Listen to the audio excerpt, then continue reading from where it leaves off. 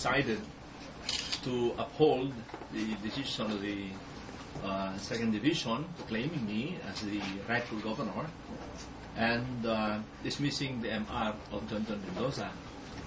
At the same time, the order of the COMELEC asked Mendoza to cease and desist from functioning as governor and to vacate said office in favor of Roberto M. Pagdaranan. And they ordered the ICAD chief, Tony Pisanya, to immediately issue a writ of execution. That is actually a ministerial thing on the part of Tony Pisanya. No? And therefore, we are expecting that today this will be issued, and the copies have been sent to the DILG, to the Provincial License Supervisor, to the PNP, and we expect that this afternoon we'll be able to assume our office after taking another oath of office.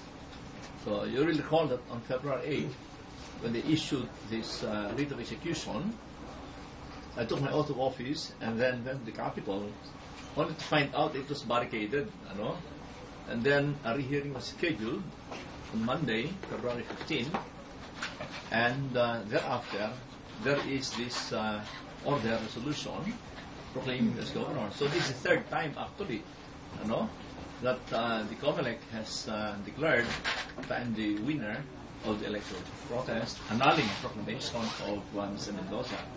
December 1, Second Division, on February 8, the Commission on Bank, and now after the hearing, this proclamation, this order by the COMELEC based on Rule 16, Rule 18, Section 6. So, because Rule 18, Section 6 provides that in case of the secret voting, then the decision of the Second Division is upheld and the motion for consideration is denied. So that's where we are now. Sure.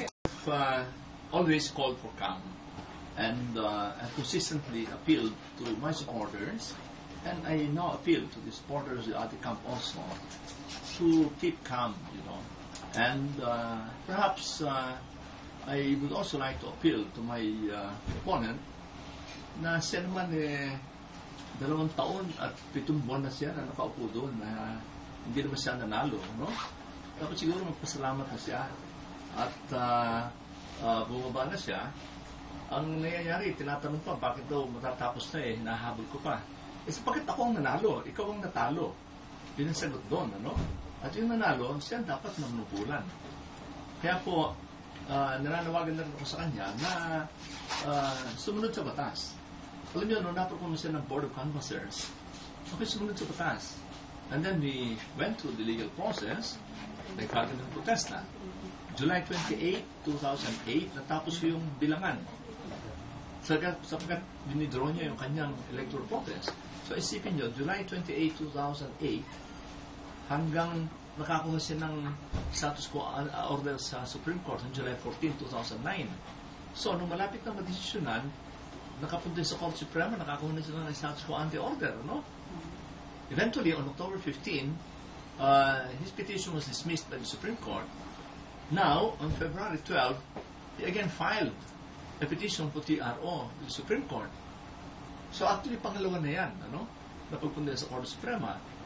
Dahilan dun sa issue ng forum shopping, among other things, ay hindi siya nakakuha ng TRO.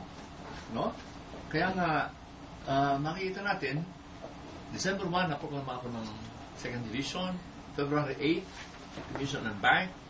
Pagkatapos nga ngayon, ay dito naman sa after the hearing. So, 3 proklamasyon na ako dito ng COMELEC. I'm sending out is, I'm trying to appeal to the to both parties to be calm. Let's follow the rule of law. At ang sinasabi nga natin ay mamayang hapon pupunta ako doon, and by that time I gave time also for the order, the resolution, the order rather, to be delivered to the parties concerned. Do sa PES, ma-deliver do sa abogado niya, at ma-deliver din sa DILG, no? So, ayoko naman na basta pupunta lang doon na hindi pa na-deliver itong mga orders na resolution. And meantime, again, I'm appealing for CAM. So yung writ, Both parties. yung writ, Well, the writ is will you go there is with the forthcoming. writ? Or will you go The there writ- even without it? No. The writ will have to be done, within the day. It's there's a ministerial function. The ICAD chief, Attorney Kusanya, doesn't have a choice here. It's a ministerial function he has to do. He was ordered. She's not yet there.